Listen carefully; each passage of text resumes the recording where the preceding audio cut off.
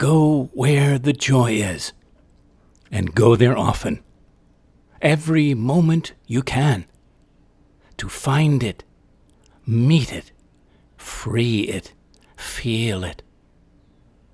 Drink it in, pour it out, and share it round, because it feeds your fountain of youthfulness, your wellspring of well-being, your peace of heart and mind, daily, all lifelongly. Welcome to the latest Floating Poetry broadcast, and thank you for leaning in from wherever you're taking time to listen. I'm very happy we're together for show 165, coming to you live from the jubilant coast of Rhode Island.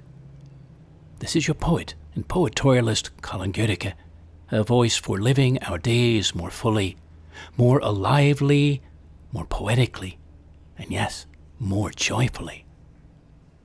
Last week's show was on touching and being touched, looking at how beautiful to give and receive touch, lovingly, kindly, caringly, freely, and spontaneously. How elemental it is to being human, how it contributes physiologically, emotionally, and otherwise to our wellness, our happiness, to our feelings of being appreciated, and to our expressiveness. Yes, all of that, and our aliveness. Not least the tender, sensuous, naturally sensual realms of our beings.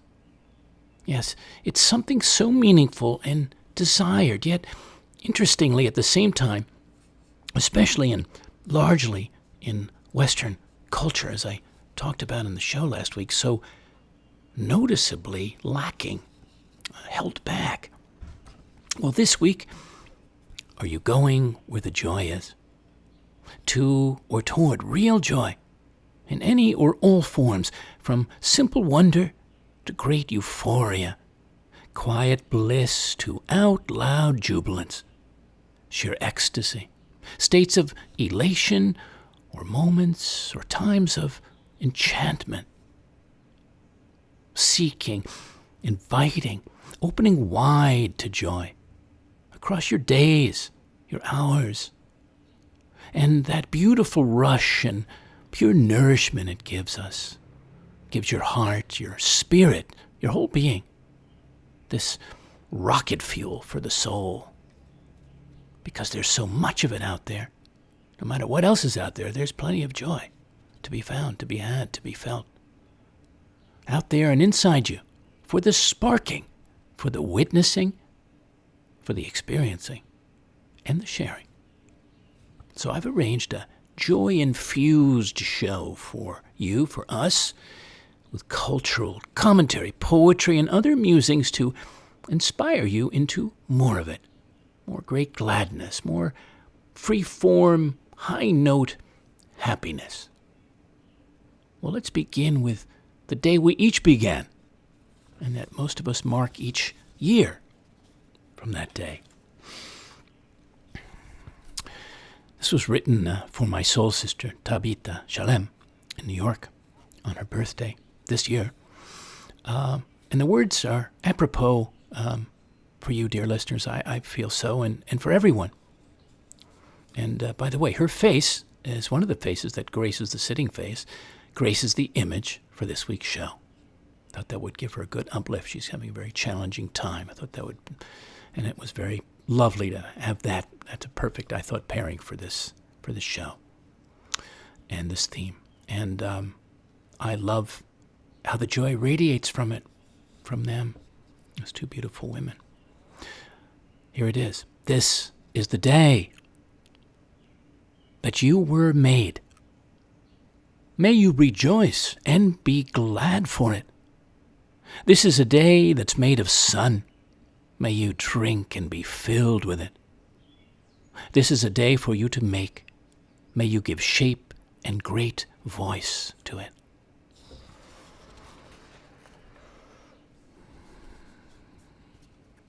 Summer 2018. The bee sting. on the instep.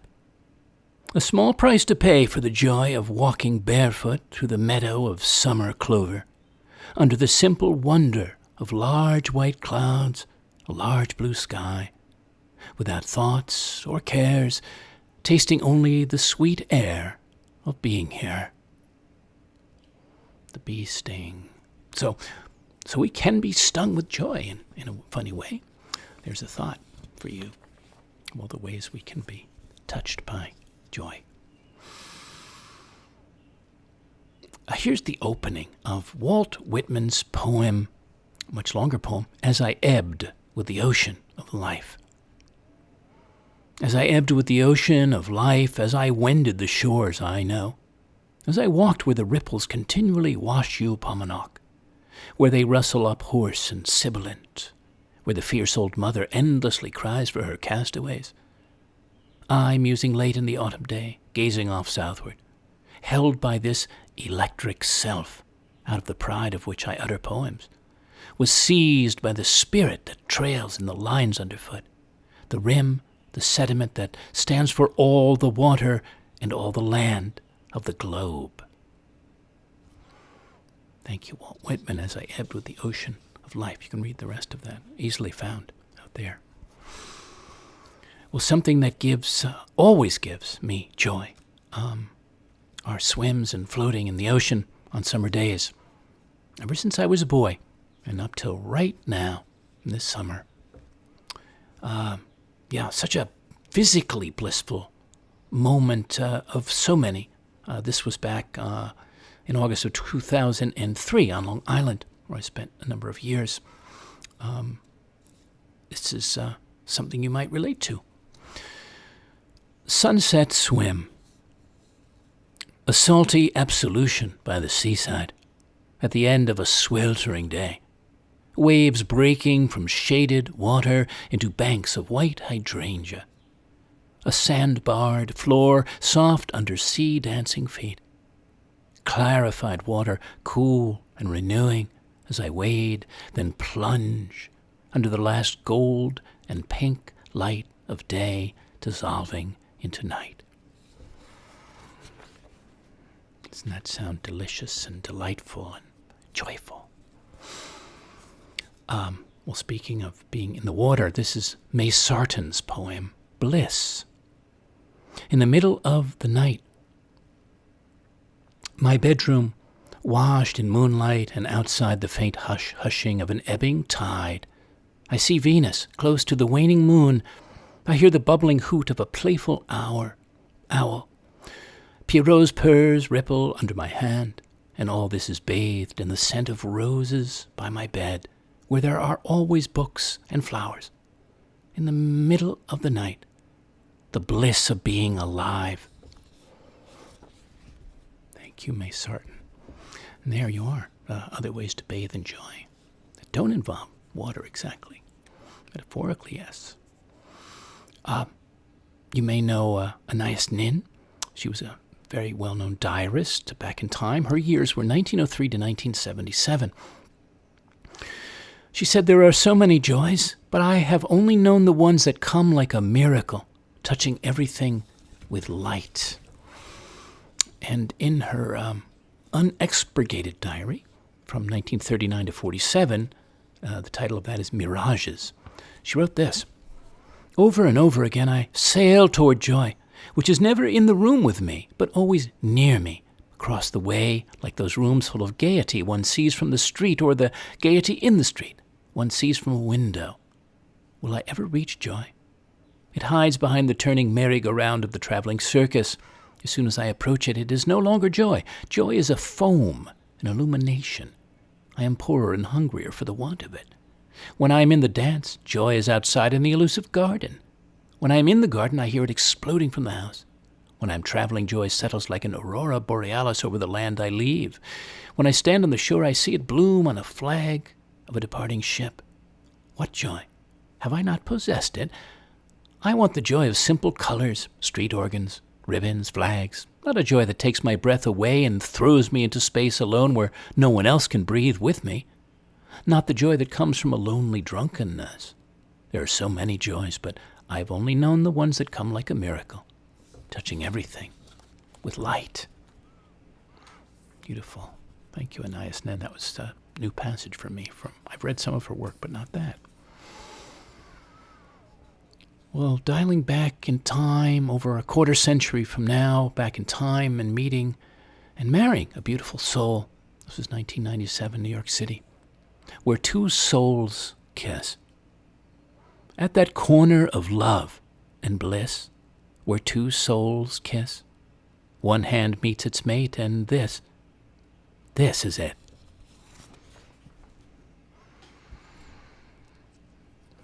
Back in the spring of 2018, I debuted a then subsequent traveling show. This was an experiential exhibition of theater on paper, as I called it.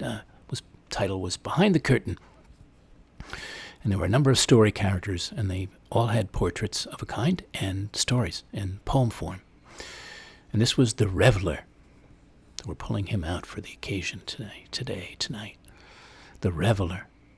His exuberance ripples through all time, seen in the flesh, exuding pleasure, figuring on the face of pottery of Greek antiquity, the well-oiled paintings of Frans Hals, Dubuffet, Caravaggio, felt in the untamed air of Venetian carnivals, Saturnalian festivals, where overwhelming joy overrules all.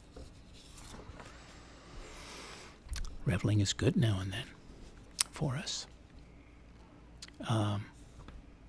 Well, how about this? Those around those places that invite your joy.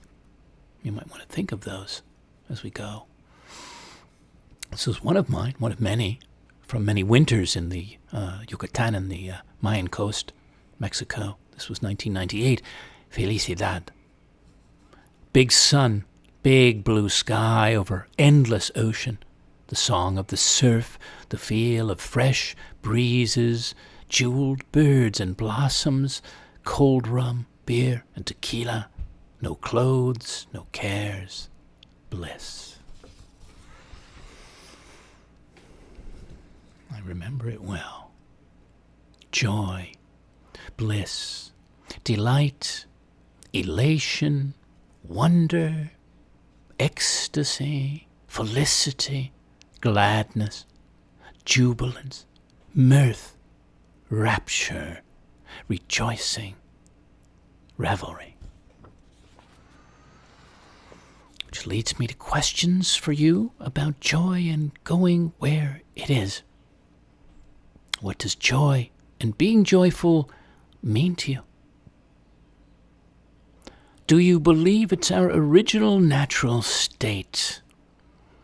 I'm not sure how it could not be, considering how we were as children. What springs right or first to mind at the very thought of it? Are you going where the joy is? Where deep, abiding joy is? And if so, how are you going there? And when are you going there? What moves you to be there or go there? And is it often, or do you want it to be? And if not, what's in the way of that? Maybe you've discovered a field or a source or even a kingdom of joy for yourself. If so, brava or bravo. I'd love to hear about that and how you got there and how you're able to stay there in that realm. What great joy have you witnessed another expressing or experiencing? And what was your experience of their experience like? Isn't joy naturally joy-bringing, beautifully contagious? Think of the power of a deep smile, alone, from someone you know or even a stranger, fountaining out. What ways do you express your joy, your elation, your ecstasy, your wonder, your immense happiness? How else would you love to express it if differently? What's the most joyful thing that happened to you today? What about in the last weeks? What about back in your childhood? And what about across Your whole life so far, the arc of it so far. What would you point to? What would you say about that? If you imagine a wildly joyful or blissful state of being, how would you describe the elements or ingredients that would be part of it, that help elicit it? Is there anyone in your life that could use an infusion of joy right now? Maybe so. Who has brought great joy or some great bliss into your life, present or past? And who could you bring your joy to today or tomorrow? Is there something you're rejoicing about right now in your life? Are you following your bliss? Go where the joy is, my friends. And yes, go there often. Well, that brought me to think of Joseph Campbell, the notable mythologist. This is a quote from him. Awe is what moves us forward.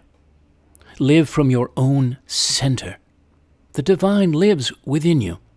The separateness apparent in the world is secondary. Beyond the world of opposites is an unseen but experienced unity and identity in us all. Today, the planet is the only proper, quote, in group. Participate joyfully in the sorrows of the world. We cannot cure the world of sorrows, but we can choose to live in joy. You must return with the bliss and integrate it. The return is seeing the radiances everywhere. The world is a match for us. We are a match for the world. The spirit is the bouquet of nature. Sanctify the place you are in. Follow your bliss. Thank you, Joseph Campbell. I think that's a better, direct offering of what he said that's sort of been, altered in a funny way. Because it's not just about being selfish, or it's not at all about being selfish. It's about the things I just shared from his own mouth, his own lips. I wanted to tell you about Ross Gay. He's a poet and gardener. Not sure we'd say poet-gardener, but there's a book of essays of his that are wonderful. It's called Inciting Joy. Ross Gay, G-A-Y. Here's a piece from that. My hunch is that joy is an ember for or precursor to wild and unpredictable and transgressive and unboundaried solidarity. And that solidarity might incite further joy, which might incite further solidarity, and on and on. My hunch is that joy, emerging from our common sorrow, which does not necessarily mean we have the same sorrows, but that we in common sorrow, might draw us together. It might depolarize us and deatomize us enough that we can consider what in common we love. And though attending to what we hate in common is too often all the rage, and it also happens to be very big business, noticing what we love in common and studying that might help us survive. It's why I think of joy, which gets us to love, as being a practice of survival. Thank you, Ross Gay. So, muse on that. What do you think about that? Love to know. I'm glad I read that for myself and for you. He actually also in there has a poem. It's called Patience. I call it sloth, call it sleaze, call it bummery if you please. I'll call it patience.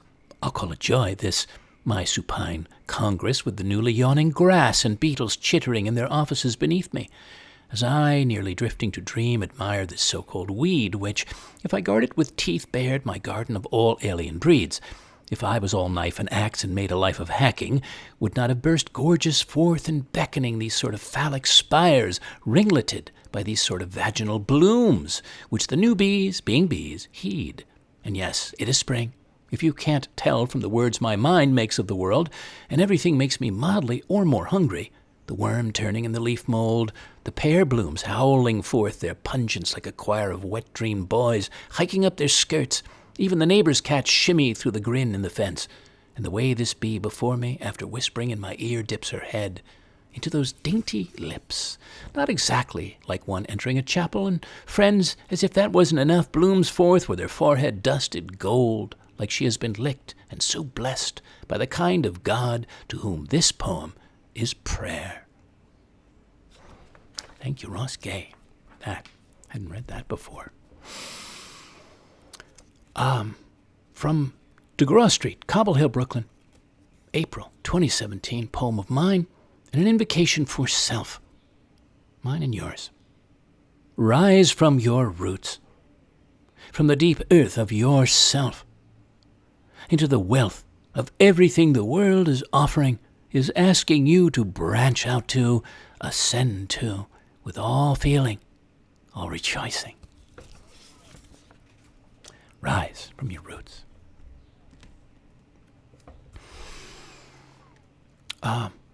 Marjorie Agosin, translated by Jacqueline Nanfito. The sun changed colors. The sun changed colors. The moon enamored even the most elderly. The tomatoes blushed with joy upon seeing you pass by. Lovely. Thank you, Marjorie Agosin. We can we not find delight and the miraculous in the mundane? And I point you and us to Annie Dillard. She speaks to this on reclaiming our capacity for joy and wonder in her superb book, her masterwork, I would say, Pilgrim at Tinker Creek. Annie Dillard. From 1974, that was published. She said in there, the world is fairly studded and strewn with pennies, cast broadside from a generous hand, but, and this is the point, who gets excited by a mere penny? It is dire poverty indeed when a man is so malnourished and fatigued that he won't stoop to pick up a penny. But if you cultivate a healthy poverty and simplicity, so that finding a penny will literally make your day, then, since the world is in fact planted in pennies, you have with your poverty bought a lifetime of days. It is that simple. Annie Dillard. Reminds me of that wonderful song, Pennies from Heaven. Every time it rains, pennies from heaven. Yeah, love that old song. Well, think of all the simple things, common things we can take, and maybe do take great pleasure in. Here are some of mine. The postman delivers. Joy. 6 days a week, excluding Sundays and holidays.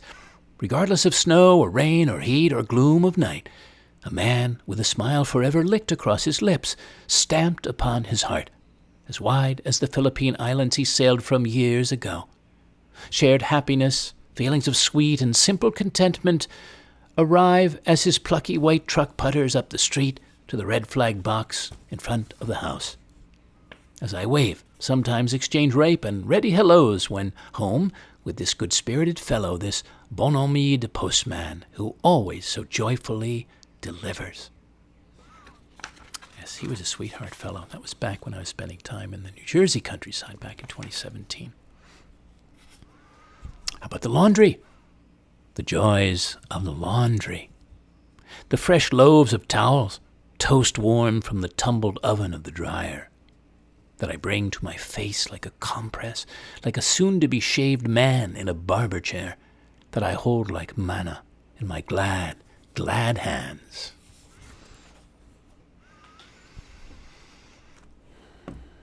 The joys of wine, and in my case, not just drinking it, but making it, winemaking. Well, during my long marriage, I apprenticed for 20 years as one to my master Italian winemaker, father-in-law Leonardo. And let me tell you, all those experiences were 100% joy, maybe 1,000%. This is the song of the old crusher, which was the crusher of the grapes. It was equipment had belonged, the presses and crushers had belonged to his father before him. Song of the old crusher. The wheel handle of the still sturdy iron and wood crusher, handed down from old world to new, old man to eager, turns, and, like a hurdy-gurdy, sings sweetly with its ripe mouthfuls of Merlot and Grenache and other grapes, squeezing the joy from the falling fruit that will soon ferment and season with age into stronger and deeper melodies, to fill and fancy other outstretched mouths. What good memories, what always joyful just to think of them. I found a few good quotes for us apropos. Percy Bysshe Shelley. I have drunken deep of joy, and I will taste no other wine tonight. Sean O'Casey. Laughter is wine for the soul, laughter soft or loud or deep, tinged through with seriousness, the hilarious declaration made by man that life is worth living. How true. And Rumi, when you do things from your soul, you feel a river moving in you, a joy.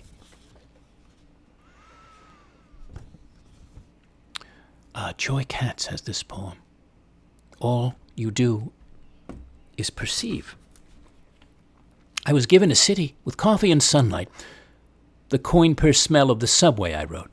In the mornings, policemen would stand, light struck and pleasured, over trays of Danish. Mornings, I wrote, and workmen raised up their nets. Hallelujah, the brick, the debris. I was given a city. The city got between me and God. I was given a house. The curtains breathed over wide sills. There was a leaf in the middle of the floor. I loved the crispness of the leaf. I loved the privacy of sills. The sills sailed. I fell into the sills. The sills got between me and God. I was given a mud hut. The walls curved to meet the ceiling like a tongue curves, to make a word. I was given God, with salt and sweet together. I was given a piece of meat. I loved the flesh. I was given bread only. I was given only water. I loved the coolness of the water. The water got between me and the feast. I had an empty plate, and there was the color of it. I cannot even describe the color of it. I was given a cell with a window. There was a certain light at evening. I was given nothing but the air, and the air dazzled. Thank you, Joy Katz. Well, dear listeners, what about the joys of celebrating with fine friends, or just having them around you, beloved friends? Could be a wonderful family too, or both. Like here in Cobble Hill, Brooklyn, where I spent various, mostly springs, different springs as a poet in residence there. Beautiful times and very inspiring times. This was celebrating my then 59th birthday there. Brooklyn meets Jerusalem. At a table in a once German church, reverently last century Lutheran, now with a free, spirited mix of modern brethren.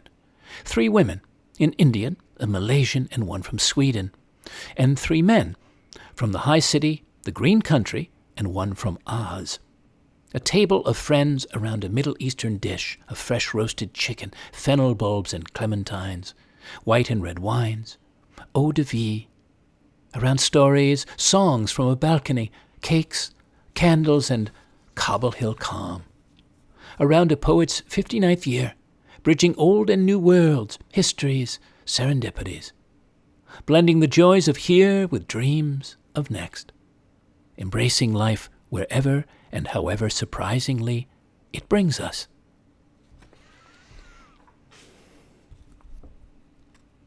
For my splendid friend of many years, Tom Orzo, on his 67th birthday, the great O.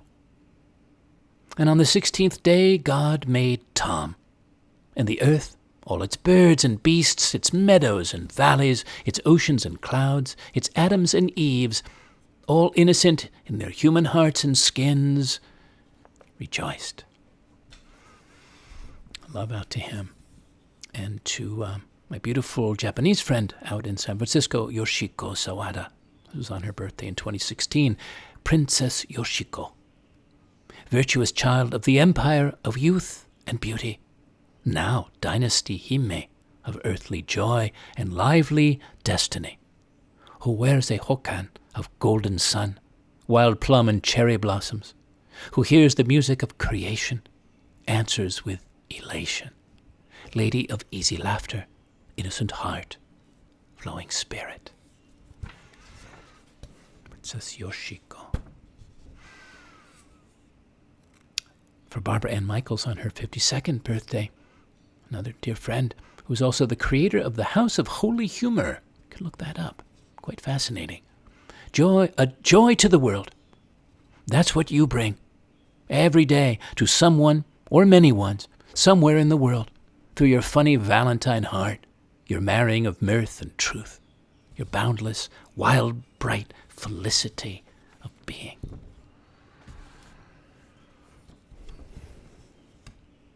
Joy Sutphen has this poem, The Aunts. I like it when they get together and talk in voices that sound like apple trees and grapevines. And some of them wear hats and go to Arizona in the winter, and they all like to play cards.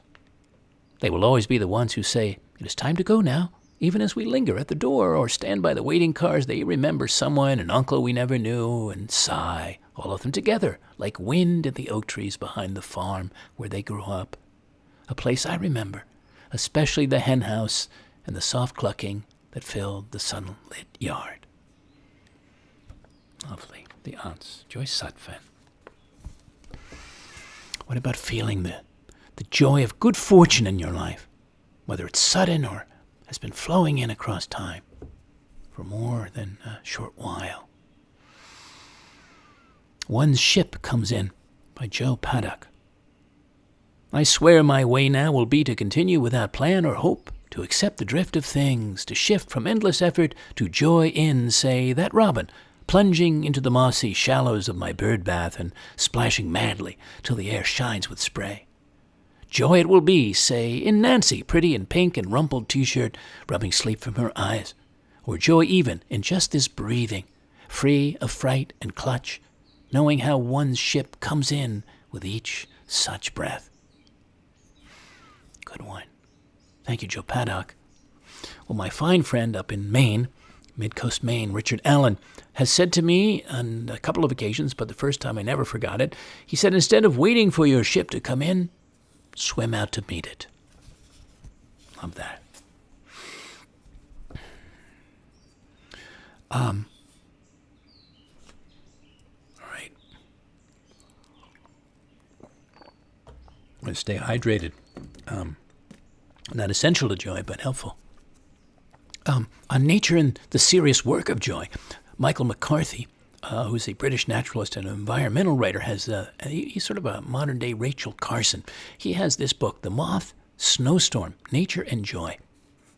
He says, the natural world can offer us more than the means to survive, on the one hand, or mortal risks to be avoided on the other. It can offer us joy. There can be occasions when we suddenly and involuntarily find ourselves loving the natural world with a startling intensity, in a burst of emotion which we may not fully understand, and the only word that seems to me to be appropriate for this feeling is joy. Referring to it as joy may not facilitate its immediate comprehension either, not least because it's not a concept, nor indeed a word that we're entirely comfortable with in the present age. The idea seems out of step with a time whose characteristic notes are mordant and mocking, and whose preferred emotion is irony. Joy hints at an unrestrained enthusiasm which may be thought uncool. It reeks of the romantic movement, yet it is there. Being unfashionable has no effect on its existence. What it denotes is a happiness with an overtone of something more, which we might term an elevated or indeed a spiritual quality. It has a component, if not of morality, then at least of seriousness. It signifies a happiness, which is a serious business, and it seems to me the wholly appropriate name for the sudden, passionate happiness which the natural world can occasionally trigger in us, which may well be the most serious business of all. The natural world is not separate from us. It is part of us. It is as much a part of us as our capacity for language. We are bonded to it still, however hard it may be to perceive the union and the tumult of modern urban life. Yet the union can be found, the union of ourselves and nature, in the joy which nature can spark and fire in us. Yes, sir. Yes, indeed. Well, I experienced, with elation and imagination, this tree in song back in January 2017 on an old estate in Madison, New Jersey, talking about the joy of nature and nature singing its joy out. The singing tree sings high tenored notes into the white wonderland, calls to the tops of the neighboring trees, the beds of nesting birds, the brows of the winter clouds furrowed low in the overcold sky, rings out a clear, hearty voice of joy, excelsis, I chance to hark to, here in these canticled woods. Or another tree in another year, In another season in spring in Brooklyn, I beheld this cherry tree and its flowering exuberance. The weeping cherry, the one weeping so pinkly, profusely over the old iron fence, cannot be weeping with anything but pure joy on a day like today, a made-for-April afternoon for every sidewalk and blossom-eyed sidewalker down Brooklyn Way.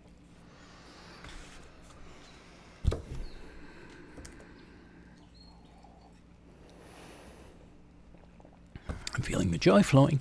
I'm feeling it. I feel it often, but I'm definitely feeling it as we're together. Here are some words from the poet-farmer Wendell Berry. He might call himself a farmer poet, or poet-farmer. This is from his book, The Art of the Commonplace, The Agrarian Essays of Wendell Berry.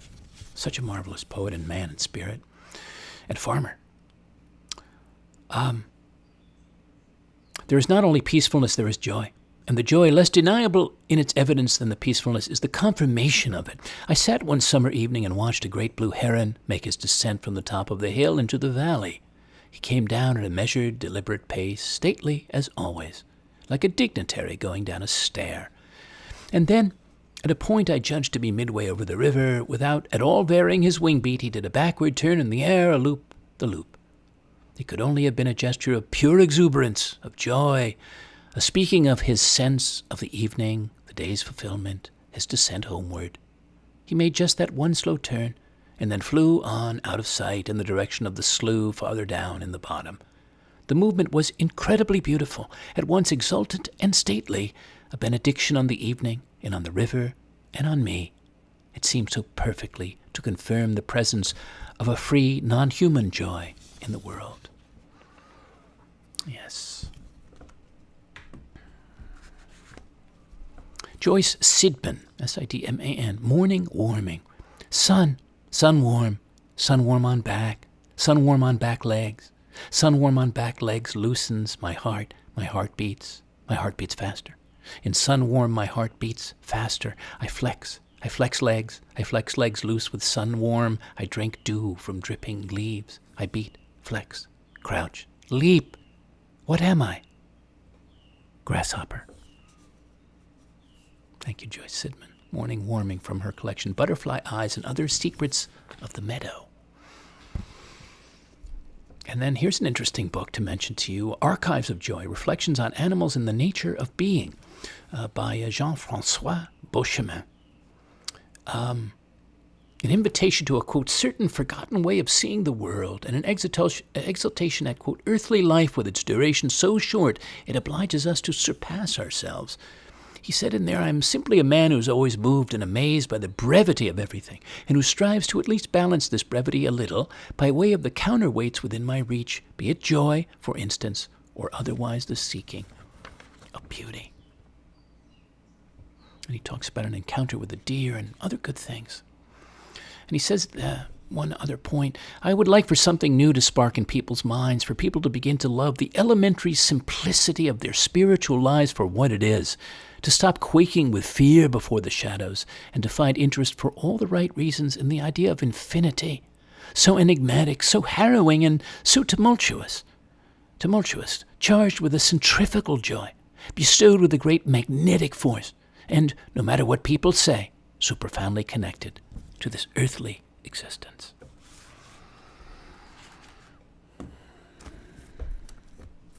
Well, I had to bring in Anne Lamott.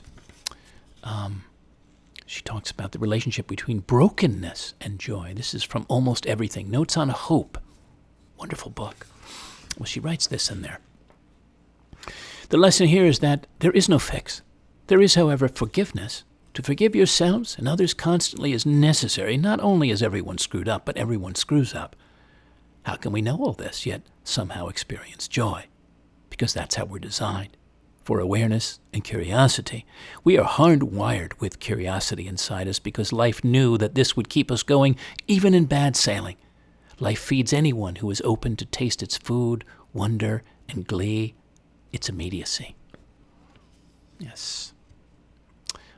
Well, that also brought to mind the experience of tears of joy we can have, and yes, how we can cry with deep gladness. Yes, and from deep gladness. Okay, I'm going to just do a little bit of editing here. I'll come to that another time, but I do want to share, I want to keep us in time and share Derek Walcott's poem as we go. Love After Love. I've shared this on one or two other programs, but it fit well here. The time will come when with elation you will greet yourself, arriving at your own door in your own mirror, and each will smile at the other's welcome, saying, sit here, eat.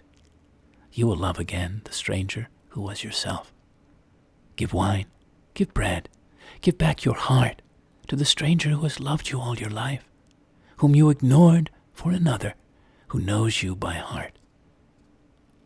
Take down the love letters from the bookshelf, the photographs, the desperate notes. Peel your own image from the mirror. Sit, feast on your life. Thank you, Derek Walcott.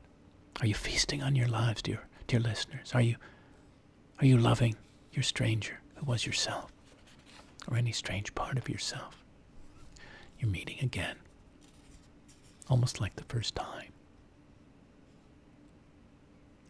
From Kitchell Pond, the Lewontica Brook Reservation, Convent Station, New Jersey, September 2016, came a poem of honoring the best of the first half of my life and rising and rousing into the next half.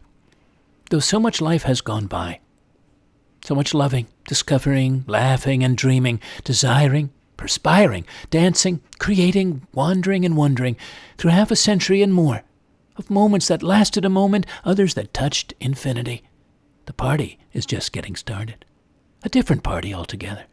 A wildly free fiesta of body, of beauty, spirit, and song, flowing with enough joy to last well past the rest of this lifetime, to toast and feast on for the best of this brightly lit new lifetime. I'll point you to a poem by Oliver de la Paz, How I Learned Bliss. You can find that at poetryfoundation.org. And also Ruth, the poet and book illustrator and author, Ruth Krauss, Krauss, has The Lost Alphabet of Joy. You might enjoy that. The title is Roar Like a Dandelion. And she has lovely lines in there like, look under the bed for poetry, dance with a leaf. It's prescriptions for joy and existential contentment, I guess we could say, or has been said about it. Back in Central Park, New York, you'd see all sorts of interesting things happen, beautiful and curious and otherwise. And one May day, 2018, there I was in the park, and I was thinking for us about the joys of being playful and footloose, and frolicking at any age. And there I saw in the sheep meadow nuns in their habits flying kites, dozens of them. It was almost like you had to close your eyes and say, how could that be? Must be dreaming. Nuns flying kites by the dozens in a sheep meadow in Central Park. Central casting, Fellini style. Feet on the earth, habits blowing away in the wind, strings in the hand and heart, reaching with joy to the heavens. A moment of serendipity, theatricality that could happen anywhere, but especially here in the wonderland of Manhattan.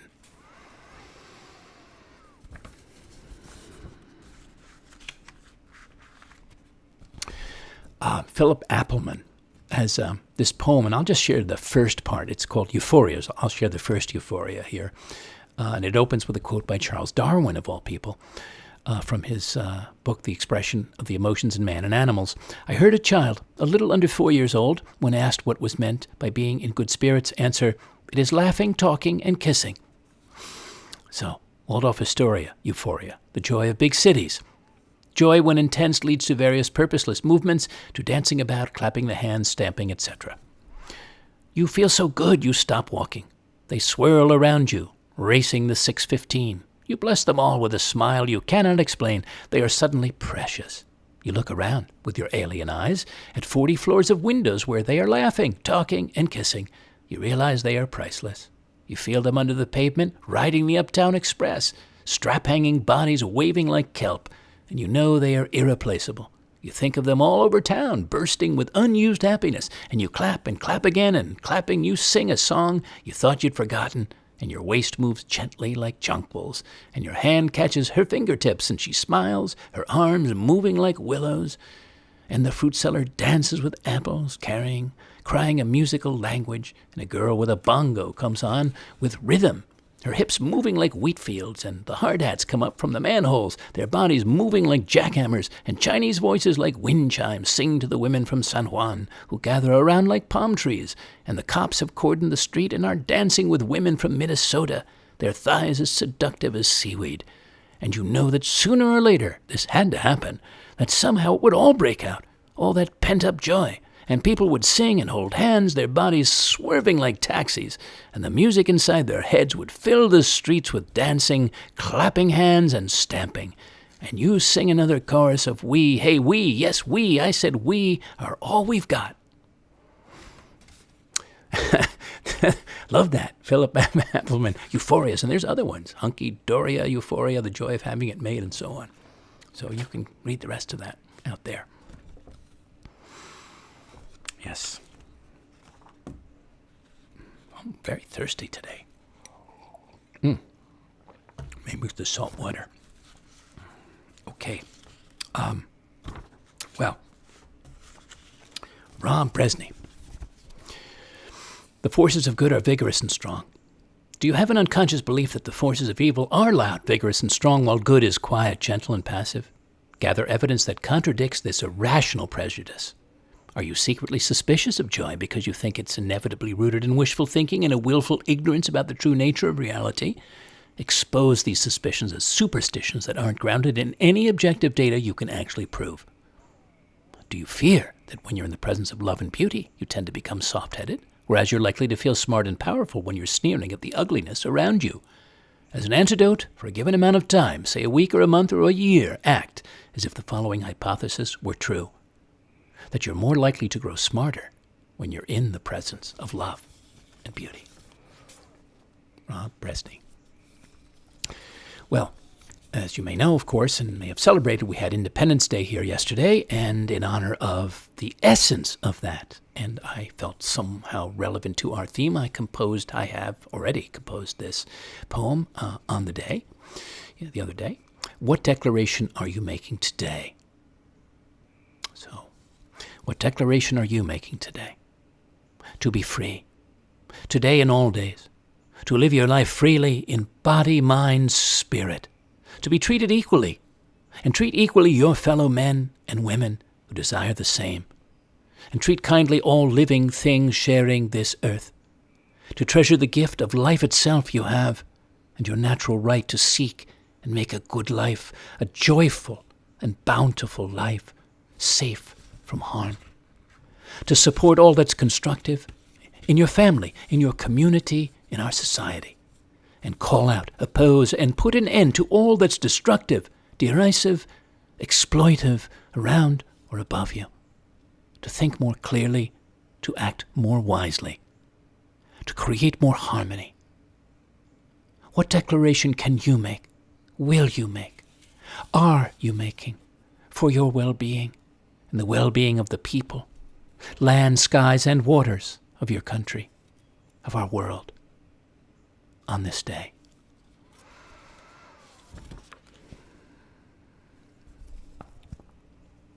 Coming now to our last handful of joy-inspired musings and sharings. This is from Sag Harbor, New York, January 2018, a Hallelujah chorus.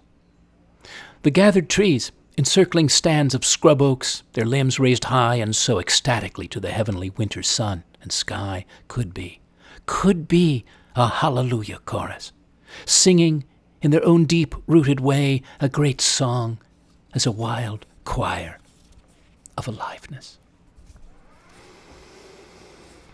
And Ross Gay once more, and this is from the Book of Delights of his. The more you study delight, the more delight there is to study. I felt my life to be more full of delight, not without sorrow or fear or pain or loss, but more full of delight.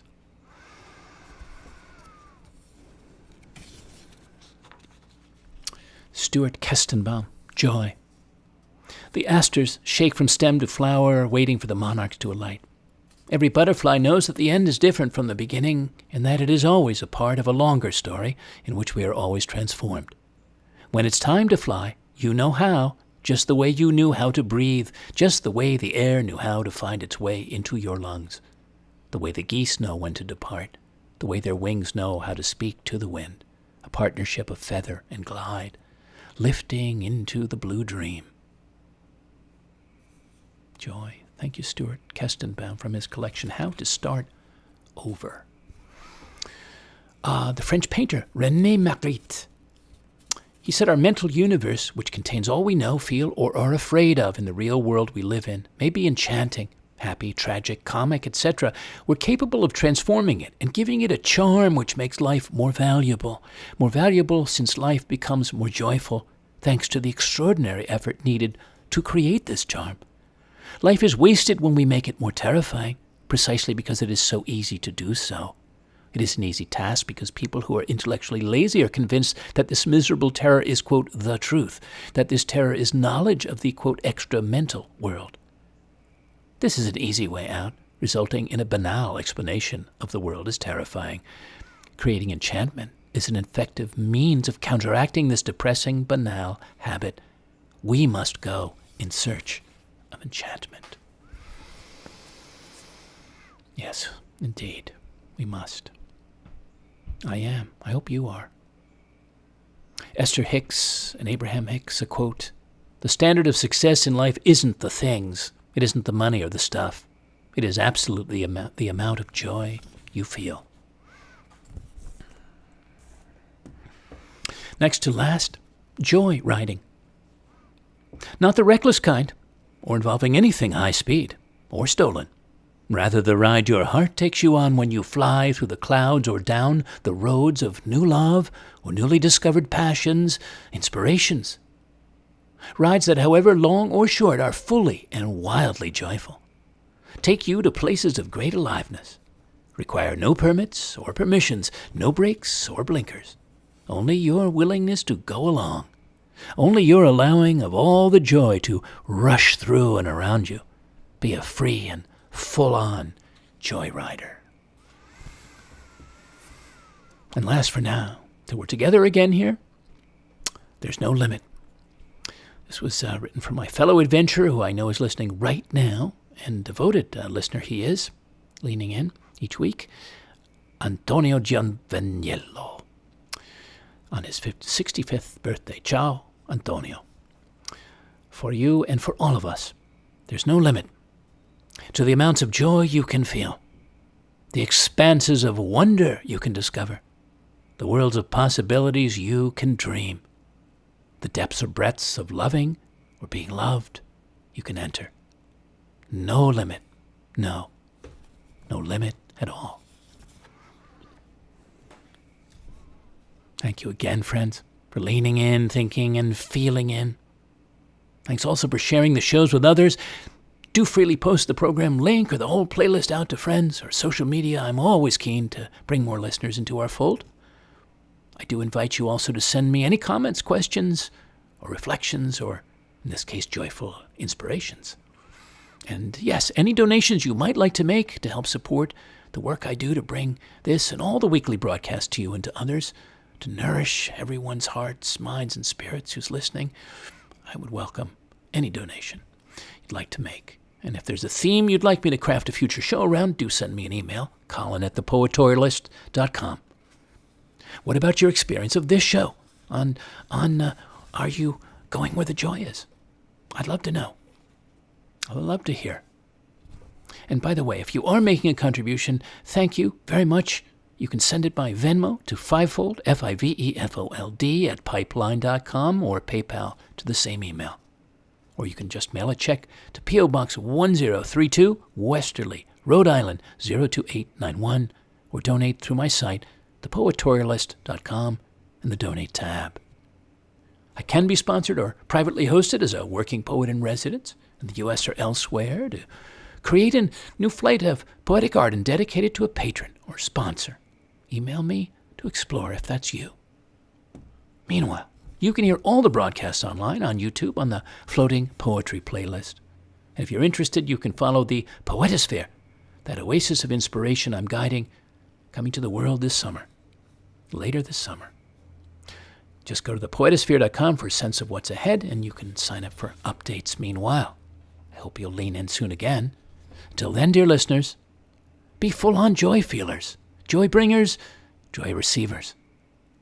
Fill yourselves with wonder, with all things wonderful, delightful, blissful that you can.